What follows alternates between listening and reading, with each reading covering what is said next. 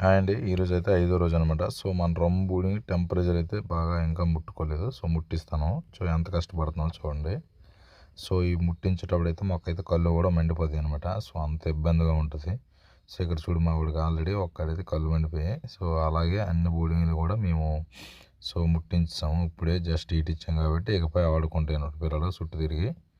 So, మనం heat ఇవ్వనంతసేపు అలా ఒక పోగులు పడిపోతాయి. సో, హీట్ ఇచ్చిన తర్వాత అయితే లెగిస్తాయి అనమాట. సో, అన్నీ ముట్టించేసి మేమైతే రెడీగా పెట్టేసామన్నమాట ఇప్పుడైతే. సో, ఇకపై నుండి ఆడుతాయి చుట్టూ తిరిగి అన్నీ కూడా ముట్టించుకున్నాయి. సో, ఇది ఫ్రెండ్స్ వీడియో అయితే మీకు నచ్చితే లైక్ అండ్ సబ్స్క్రైబ్ మా ఛానల్